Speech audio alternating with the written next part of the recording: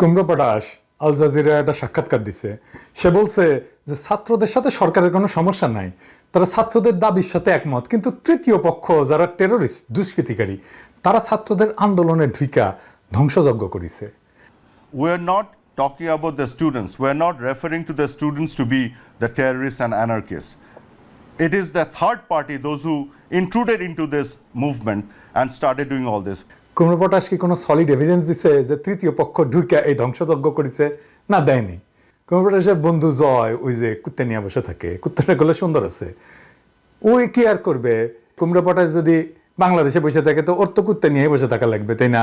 যাই হোক, সে ফেসবুকে ভিডিও দিয়ে কইছে যে পেট্রোল নিয়ে গেছে ওই পুরানোর জন্যে বিক্ষোভকারীরা, তাই এইটা ছাত্ররা না।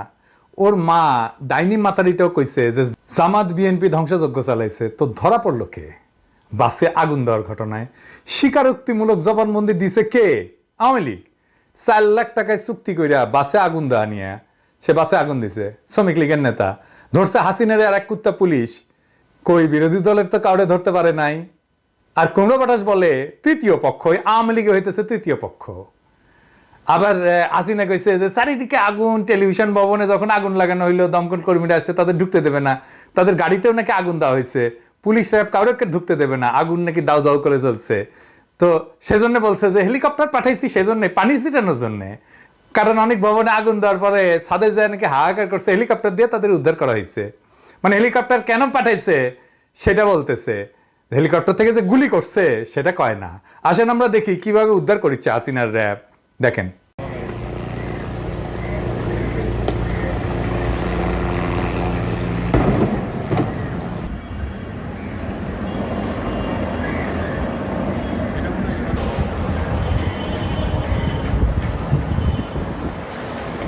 দেখেন গুলি করতেছে আকাশ থেকে।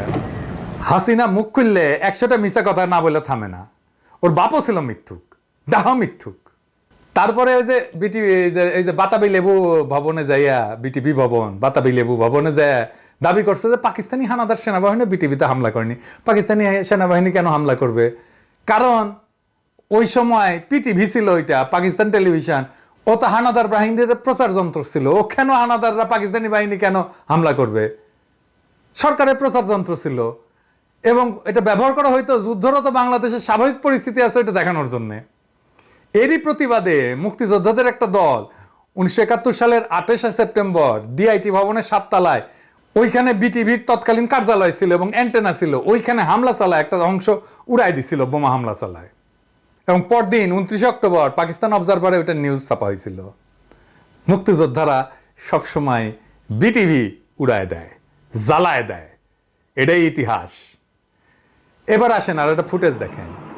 যেই সময় ইন্টারনেট বন্ধ ছিল সেই সময় ফুটেজ, অ্যাপার্টমেন্টের বারান্দা থেকে মোবাইলে রেকর্ড করতেছিলেন এক নারী। সেই নারীকে লক্ষ্য কইরা গুলি করে। আমরা গুলির ঝলক দেখতে পাই, শব্দ শুনতে পাই। তারপরে কি হয়েছে জানি না, মোবাইল পড়ে যায়। কুমড়ো পটাশ নির্লজ্জের মতো বলে আত্মরক্ষার জন্য গুলি ছুটতেছে। তো গৃহবধূ কেন গুলি খাইল? আবার আর একটা ফুটেজ দেখেন, একটা বাচ্চা গুলি খাইছে, তাকে আর একটা ছেলে নিয়ে যাচ্ছে। পুলিশ আইসা, নিরস্ত্র দুইজনই, পুলিশ আইসা গুলি করলো। দেখেন কেমনে গুলি করলো।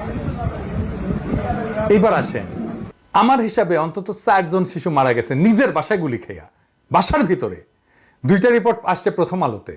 আব্দুল আহাদ 4 বছর বয়স, গত শুক্রবার 19 জুলাই যাত্রাবাড়িতে বাবা মায়ের সাথে বাসার বারান্দার দ্বারায় মাথায় গুলিবিদ্ধ হয়, পরের দিন শনিবার মারা যায়।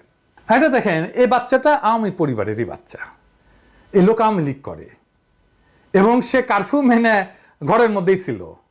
সে বলতেছে যে আমি আওয়ামী লীগ করি, পরিবার এবং এলাকার বেশিরভাগ মানুষ আওয়ামী লীগ সমর্থন করে, গত নির্বাচনে আওয়ামী লীগকে নাকি ভোট দিছে। সে বলতেছে আমাদের বাসায় কেন গুলি করবে, এটা কোন নিয়ম? এসব এটা বলতে কথা বলতে বলতে ফুপিয়ে কেঁদে ওঠেন সাকিবুর। দেখেন বাচ্চাটা মেরে ফেলছে, আওয়ামী লীগ করাই লোক। আওয়ামী লীগের কর্মীর ছেলে ঘরের মধ্যে পুলিশের গুলি খেয়ে মারা গেছে এবং এই মৃত্যু কিন্তু কোনো হিসাবের মধ্যে নাই। দেখেন 6.5 বছরের রিয়া গোপ, দীপক কুমার গোপের এবং বিউটি গোপের একমাত্র সন্তান, এই শুক্রবারে 19 জুলাই নারায়ণগঞ্জ শহরে বাড়ির ছাদে খেলতেছিল এবং নিচে যখন গুলিগোলা হয় তখন বাবা উঠে যায় ছাদে মেয়েকে আনতে, কোলে নিতেই মাথায় গুলিবিদ্ধ হয় রিয়া। গত বুধবারে মারা যায় সে। তারপরে এই যে দেখেন দুলাল মাহমুদ, কিছুই করতো না। স্ট্যান্ডার্ড চার্টার্ড ব্যাংকের একজন সিনিয়র ম্যানেজার বাসার সামনে দাঁড়াইছিল, পুলিশ কোনো উস্কানি ছাড়াই গুলি করে। 2টা বাচ্চা আছে ছোট ছোট, মারা যায়নি সাথে সাথে। স্কয়ার হাসপাতালে নিয়ে যাওয়া হয়, বন্দুকের গুলির শট খাইছে সেজন্য ভর্তি করে না, হাসপাতাল খুলে রাখছে। চিন্তা করেন কিরকম হাসপাতাল দেখছেন? এগুলো হাসপাতাল বন্ধ করে দিতে হবে। আরো কয়েকটা হাসপাতাল গড়ে অতিরিক্ত রক্তক্ষরণে মারা যায়। এই হইতেছে কুমড়ো পটাশের টেরোরিস্ট। কুমড়ো পটাশের কাছে শিশুও টেরোরিস্ট, স্ট্যান্ডার্ড চার্টার্ড ব্যাংকের সিনিয়র ম্যানেজারও টেরোরিস্ট। এইবার আসেন আমাদের প্রিয় সেনাবাহিনী নিয়ে কথা কই। ও না, সেনাবাহিনী, সেনাবাহিনী। এইবার কিন্তু আমাদের ছাত্র জনতা Awami League, police League, RAB League, BJP লীগকে বীরত্বের সাথে হারাই দিছে অল্প সময়ের মধ্যে। এইটা আমাদের একটা অসামান্য বিজয়। পৃথিবীর খুব কম জাতি এরকম একটা বিজয় অর্জন করতে পারছে গণমানুষের আন্দোলনে। কিন্তু এই সোনা লীগ এসে দাঁড়াইছে হাসিনাকে রক্ষায়। আমাদের সকলের ধারণা ছিল এই সেনাবাহিনী নিরপেক্ষ থাকবে, তারা নিরপেক্ষ থাকে নাই। শুধু তাই না, জনগণের বিরুদ্ধে দাঁড়াইছে। কেন দাঁড়াইছে সেটা আমরা পরে আলাপ করব, পরের ভিডিওতে আলাপ করব। আসেন আমরা একটু ফুটেজ দেখি। ওবায়দুল কাদের কইছিল দেখা মাত্র গুলি করার নির্দেশ দিছে। আমরা ভাবছিলাম যেটা কথার কথা কইছে, তা না, এই সেনাবাহিনী সেই নির্দেশ গ্রহণ করছে। নেত্র নিউজ সংবাদ করছে যে শনিবার এই সেনাবাহিনী জনতা থেকে লক্ষ্য করে গুলি ছুটছে। শুধু তাই না, তারা লাউড স্পিকারে বলছে দেখা মাত্র গুলি করা হবে। শুনেন। সর্বসাধারণের অবগতির জন্য জানানো যাচ্ছে যে আমরা বাংলাদেশ সেনাবাহিনী আপনার সকলের জানমাল নিরাপত্তা রক্ষায় নিয়োজিত আছি। অতএব জনগণের জানমালের নিরাপত্তা বিঘ্নকারীদের দেখা মাত্র গুলি করা হবে। এইবার আর একটা ফুটেজ দেখেন। আমি এই ফুটেজ আগে দেখাইছি, কিন্তু এইবার তার কথাগুলো মন দিয়ে শোনেন। সে বলতেছে নির্মূল করবে। শুনেন। বিভিন্ন স্থাপনে আমরা যখন গিয়েছি, ওখানে যারা ছিলেন তারাও এক বাক্যে বলেছেন যে এখানে স্যার কোনো শিক্ষার্থীরা ছিল না। সমস্ত যা করেছে এটা একটা দুর্বৃত্তায়নের যারা সাথে জড়িত, দেশকে যারা নিশ্চিহ্ন করতে চায় তারাই করতে চেয়েছে।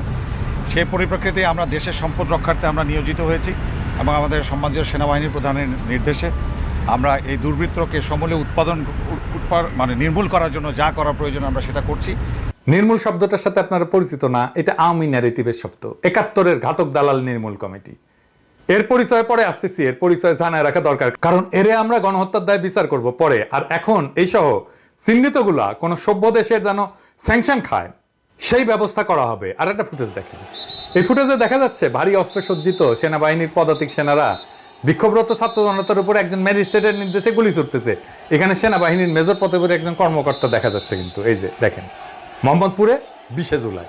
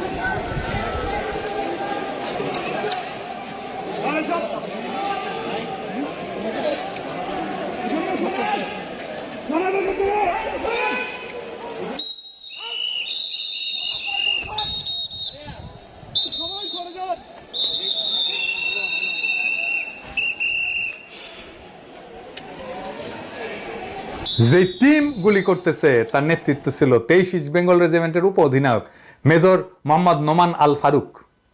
যদিও গুলির নির্দেশদাতা ম্যাজিস্ট্রেট, কিন্তু সেনা দলের দায়িত্বপ্রাপ্ত কর্মকর্তা হিসেবে দায়ভার মেজর নোমানের উপরে বর্তায়। এর বাড়ি ঘর দৌড় কোথায় সেটা আমাদের জানা দরকার।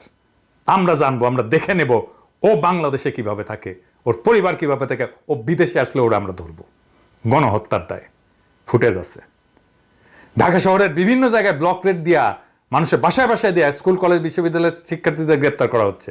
বিভিন্ন সূত্রে আমরা খবর পাইছি, রামপুরা, বনশ্রী, বাড্ডা, বসুন্ধরায় এসব এলাকায় বিচ্ছিন্নভাবে গোলাগুলির তথ্য পাওয়া গেছে।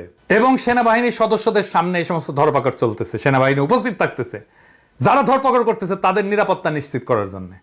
এবং এই মুহূর্তে রাজধানী ঢাকায় এই অভিযানে 14 স্বতন্ত্র ইঞ্জিনিয়ার্স ব্রিগেড এবং 46 স্বতন্ত্র ব্রিগেডের সদস্যরা অংশ নিচ্ছে।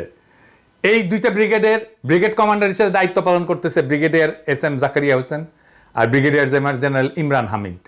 ওই যে একজন কথা কইতে দেখছেন, এটা হইতেছে ইমরান হামিদ। একজন 29 লং কোর্সের, একজন 31 লং কোর্সের। যথাসময়ে এই দুইজন ব্রিগেড কমান্ডারের বিচার হবে। এরা বিদেশের মাটিতে কিভাবে আসে সেটাও আমরা দেখে নেব, এবং এদেরকে কিভাবে স্যাংশন দেওয়া যায় সেজন্য আমরা কাজ করব। একটারেও ছাড়বো না আমরা। গতকাল যে টুনার গল্প বলছিলাম, এটা আর একবার একটু শোনেন, তাইলে আবার মনে পড়বে। গত দিনের ভিডিও থেকেই শুনেন। ছবির ছেলেটা আমার ভাই, আমাদের দুই বোনের একমাত্র আদরের ভাই। আমরা ওকে কি পরিমাণ ভালোবাসি এটা হয়তো কখনো আর তাকে বলাই হবে না, সুযোগ করি। যেদিন প্রথম আম্মু তাকে আনে বাসায়, এসেই সে আমাদের দুই বোনের গায়ে সসম্মানে হিসু করে ভালোবাসার জানান দেয়। আমাদের ছোট্ট বাবুটাকে আমরা টুনা ডাকতাম, ভালোবাসার ডাক আর কি। ছোট্ট টুনা বড় হয়ে বড় টুনা হইল, কিন্তু টুনাই রয়ে গেল, আমাদের কাছে সৈকত হতে পারলো না। কি রাগ তার। আমাকে বন্ধুদের সামনে টুনা ডাকবে না তো সেবন্তী আপু। 11ই সেপ্টেম্বরে তার 20 বছর হওয়ার কথা ছিল। জন্মদিনের কয়েকদিন আগে থেকেই গান গাওয়া শুরু করত। সেবন্তী আপু, কি কেক বানাবা তুমি? কত হাসি খুশি ছিলাম আমরা। এখন বুকে খালি হাহাকার, কি যেন নাই, নাই তো নাই। আমাদের কলিজাকে গুলি করে মারা হয়েছে। আমার ফুলের মতো ভাইটাকে ঠান্ডা মাথায় টার্গেট করে মাথায় গুলি করা হয়েছে। বাবার কাছে ছেলের লাশের চেয়ে ভারী এই পৃথিবীতে কিছু আছে? বিচার কাকে দেব? আল্লাহর কাছে দিলাম। আমার আল্লাহ কখনো কারোর সাথে অবিচার করতে পারে না। হাসরের ময়দানে বিচার করবে আমার আল্লাহ। আমি জানি না আমরা আর কখনো মন খুলে হাসতে পারবো কিনা, ওর পছন্দের কিছু খাইতে পারবো কিনা, কখনো সত্যিকারের ভালো থাকবো কিনা, কিচ্ছু জানি না। শুধু জানি আমার ছোট্ট ভাইটা নির্দোষ। সে ছোট্ট একটা বাচ্চা ছেলে যে বীরের মতো বন্ধুকে বাঁচাতে গিয়েছিল। কারণ এটাই তার পারিবারিক শিক্ষা, যে কাউকে বিপদে দেখলে সাহায্য করতে হয়। কখনো আর ভাইকে দেখতে পারবো না, জড়িয়ে ধরতে পারবো না, গালে কপালে জোর করে চুমু দিতে পারবো না, আর কখনো বলতে পারবো না টুনা কয়েল ধরায় দে, টুনা পানি দে। আমার ভাই শহীদ। শুক্রবার দিন দুপুর 3:37 আমার ভাইয়ের মাথায় গুলি করা হয়েছে। মুসলমানদের জন্য শুক্রবারের মৃত্যু হচ্ছে স্বপ্ন, আর তার উপরে মহররম মাস। জান্নাতে সবুজ পাখি হয়ে ঘুরে বেড়াচ্ছে আমার ছোট্ট বাচ্চাটা। আমরাও অপেক্ষায় আছি কবে পাখির সাথে দেখা হবে আবার। বিশেষ দ্রষ্টব্য, সবাইকে জানাতে চাই আমার ভাই শহীদ, ও নিষ্পাপ। সবাইকে জানাতে চাই সে কখনো কারো ক্ষতি করেনি। এই টুনার খুনিরে পাওয়া গেছে। কয়েক ফুট দূর থেকে হত্যার উদ্দেশ্যে সরাসরি গলায় গুলি করে খুন করা হয়েছে 19 জুলাই 2024। গুলি করছে পুলিশের সহকারী পরিদর্শক SI সাব ইন্সপেক্টর শাহরিয়ার। সে তার সহকর্মীর কাছ থেকে চাইনিজ টাইপ 56 SKS রাইফেলটা নিয়ে 15 থেকে 20 ফুট দূর থেকে সৈকতকে লক্ষ্য করে সম্পূর্ণ বিনা কারণে গুলি করে সরাসরি। এই SI শাহরিয়ার ছাত্রলীগ থেকে আসা পুলিশের কোটাধারী। দেখছেন, এই SI শাহরিয়ারের ছোড়া বুলেট সৈকতের গলা এফোর করে বেরিয়ে যায় এবং ঘটনাস্থলে প্রাণ হারায় এই তরতাজা তরুণ মাহমুদুর রহমান সৈকত। ওরা একজন জিজ্ঞেস করছে, মানে ওই শাহরিয়ারকে জিজ্ঞেস করছে একজন গোয়েন্দা সংস্থার লোক, যে কেন গুলি করলেন? বলতেছে, দেখেন নাই ছেলেটা আমাদের কাছে ডিস্টার্ব করতেছিল। এই খুনিকে চিনে রাখেন, এর পরিবার পরিজনকে শনাক্ত করতে সাহায্য করেন, আমাদেরকে জানাবেন। ওরও ভাত নাই, বাংলাদেশেও নাই, দুনিয়াতে কোথাও নাই। এইবার আসেন আমাদের এই লড়াইয়ে আর কি কি অর্জন হয়েছে সেইটা একটু আলাপ করি। আমরা কি কেউ জুলাই মাসের 10 তারিখে অনুমান করছিলাম যে হাসিনার সকল বাহিনীকে আর 1 সপ্তাহের মধ্যে লজ্জাজনক পরাজয় বরণ করতে হবে? ভাবি নাই এই তারুণ্য রুখে দাঁড়াবে এইভাবে, ভাবি নাই। বাংলাদেশের ইতিহাসে এই রকম রিভোল্ট, এই রকম বিদ্রোহ আর হয় নাই। বিপ্লব এরকমই অকস্মাৎ, যে দেশের তারুণ্য পুরোটাই শাসকের বিরুদ্ধে চলে যায়, সেই শাসকের দিন ঘনায় আসছে। আমরা দেখতে পারতেছি এই দানবকে পরাজিত করা সম্ভব। আমরা দেখতে পারতেছি হাসিনার পুলিশ, র্যাব, বিজিবি সকলকে একসাথে পরাজিত করা সম্ভব। আমরা এটা জানি। এরপরে সেনাবাহিনীকেও কিভাবে পরাজিত করতে হবে, এই দানবকে আমরা পরাজিত করবই। আজকের এপিসোডটা আর একটা গল্প নিয়ে শেষ করি, শহীদ শাকিল পারভেজকে দিয়ে শেষ করি। শাকিল পারভেজ ছিল মানারতের বিবিএর ছাত্র। তার প্রোফাইলে লেখা ছিল সে বৃষ্টি ভালোবাসতো আর নিজেকে বলতো হাসির ফেরিওয়ালা। তার সেই উজ্জ্বল হাসি, মনের শক্তি সবকিছুই যেন একটা আশ্চর্য গল্পের মতো। গুলি খেয়ে হাসপাতালে ইমার্জেন্সিতে যখন শাকিল ভিডিও করতেছে তখনও সে হাসতেছিল। কি অসাধারণ জীবনবোধ দেখেন।